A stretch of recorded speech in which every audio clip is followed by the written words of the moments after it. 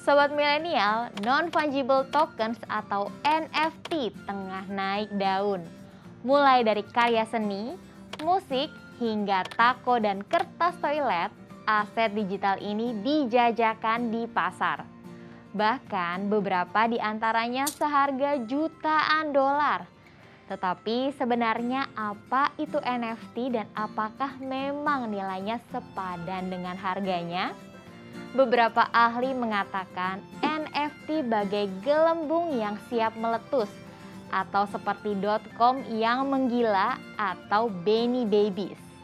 Meski demikian, yang lain percaya NFT akan tetap ada dan mereka akan mengubah investasi selamanya.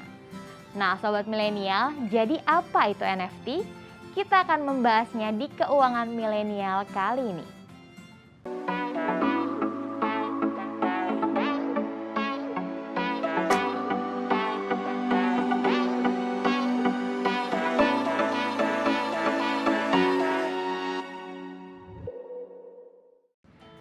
Apa itu NFT? Melansir laman Forbes, NFT atau non-fungible token adalah aset digital yang mewakili objek dunia nyata seperti seni, musik, item dalam game, dan video. Mereka dibeli dan dijual secara online, seringkali dengan cryptocurrency dan umumnya dikodekan dengan perangkat lunak dasar yang sama dengan banyak kripto. Meskipun sudah ada sejak 2014, NFT kini menjadi lebih terkenal. Hal itu disebabkan oleh cara yang semakin populer untuk membeli dan menjual karya seni secara digital. Secara mengejutkan, nilai jual beli NFT telah mencapai 174 juta dolar Amerika Serikat sejak November 2017. NFT juga umumnya hanya satu dari tiap jenis, atau setidaknya salah satu dari proses yang sangat terbatas dan memiliki kode pengenal yang unik. Pada dasarnya, NFT menciptakan kelangkaan secara digital. Ini sangat kontras dengan kebanyakan kreasi digital yang hampir selalu tidak terbatas dalam persediaan. Secara hipotesis, memotong pasokan harus meningkatkan nilai aset tertentu dengan asumsi itu dalam permintaan. Cara kerja NFT. Mengapa orang rela menghabiskan uang jutaan dolar untuk sesuatu yang dapat mereka screenshot atau unduh dengan mudah? Jawabannya, karena NFT memungkinkan pembeli memiliki barang asli. Tidak hanya itu, ini berisi autentikasi bawaan yang berfungsi sebagai bukti kepemilikan. Kolektor menghargai hak membuat digital ini hampir lebih dari barang itu sendiri. NFT dibuat atau dicetak dari objek digital yang mewakili barang berwujud dan tidak berwujud, termasuk seni, GIF, video dan sorotan olahraga, koleksi avatar virtual dan kulit video game, sepatu desainer, musik, bahkan cuitan Twitter pertama dari CEO Twitter sendiri pun dijual di NFT. Pada dasarnya, NFT seperti barang kolektor fisik, hanya saja bentuknya digital. Jadi, alih-alih mendapatkan lukisan cat minyak yang sebenarnya untuk digantung di dinding, pembeli malah mendapatkan file digital. Apakah pemilik NFT juga mendapatkan hak kepemilikan eksklusif? Hal itu benar. NFT hanya dapat dimiliki satu pemilik dalam satu waktu. Data unik NFT memudahkan verifikasi kepemilikan dan transfer token antar pemilik. Pemilik atau pencipta juga dapat menyimpan informasi tertentu di dalamnya. Misalnya, seniman dapat menandatangani karya seni mereka dengan memasukkan tanda tangan mereka dalam metadata NFT. Untuk apa NFT digunakan? Teknologi blockchain dan NFT memberi peluang seniman dan pembuat konten unik untuk memonetisasi barang dagangan mereka. Misalnya, seniman tidak lagi harus bergantung pada galeri atau balai lelang untuk menjual karya seninya. Sebaliknya, artis dapat menjualnya langsung ke konsumen sebagai NFT yang juga memungkinkan mereka menyimpan lebih banyak keuntungan. Selain itu, seniman dapat memprogram dalam royalti sehingga mereka akan menerima persentase penjualan setiap kali karya seni mereka dijual ke pemilik baru. Ini adalah fitur yang menarik karena seniman umumnya tidak menerima hasil di masa depan setelah karya seni mereka pertama kali dijual. Tidak semua NFT bernilai sama. Ada yang mahal, ada juga yang tidak bernilai. Berikut ini adalah jenis-jenis NFT dan cara menjualnya. Pertama, karya seni digital. Sejauh ini, karya seni digital yang dibuat secara individual adalah token NFT yang paling berharga dan paling banyak dicari. Kedua, collectibles. Tokenisasi dari collectibles adalah hal yang umum diterapkan di dunia NFT cryptocurrency.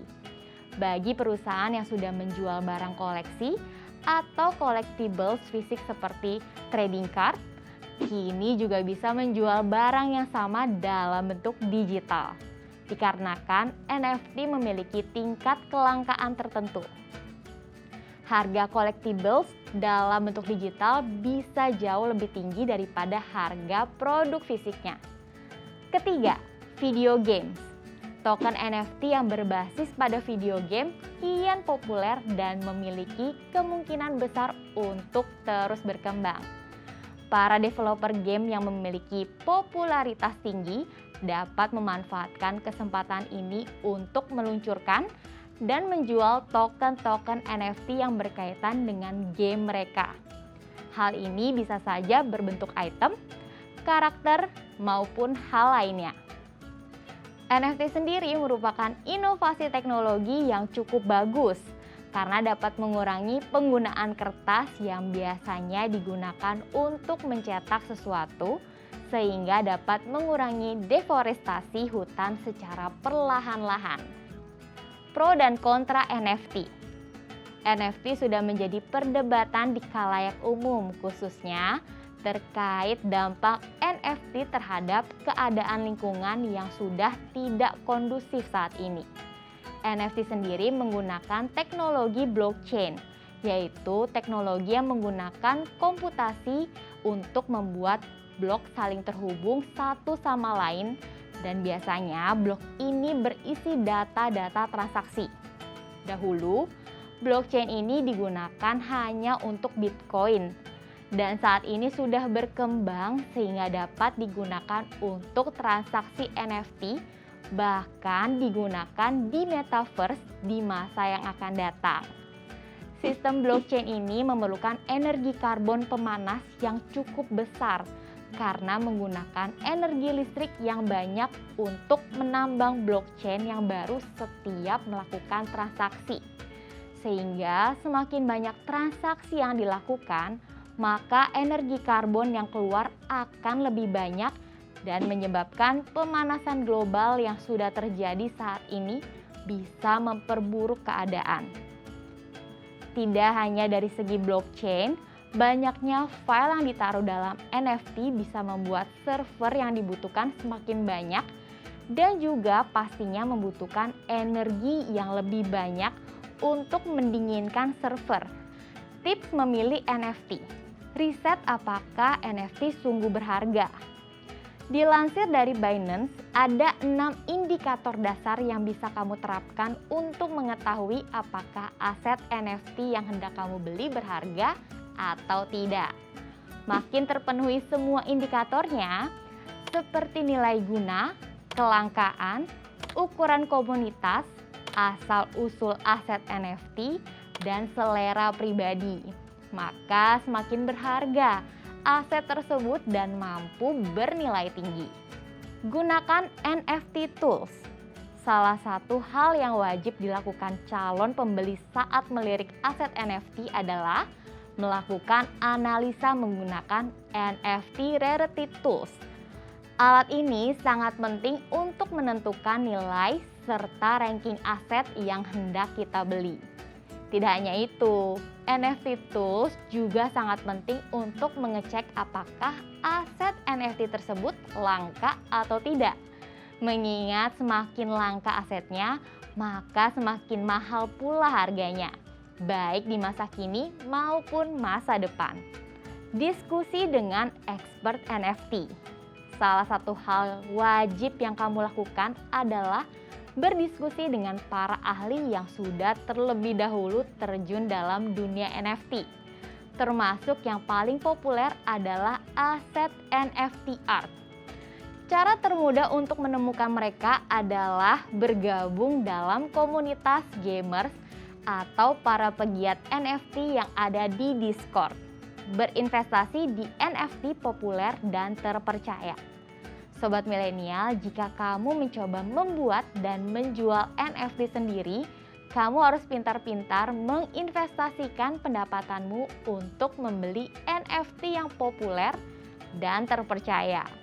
Nah, sobat milenial, sudah memahami ya berbagai jenis NFT dan cara menghasilkan uang darinya. NFT memberikan peluang besar bagi semua orang untuk memiliki karya seni digital yang bernilai tinggi.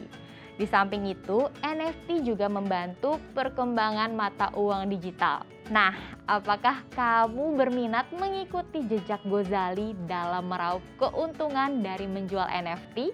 Apapun itu, pastikan kamu sudah mempertimbangkannya dengan matang dan bijak ya. Selamat berkarya Sobat Milenial.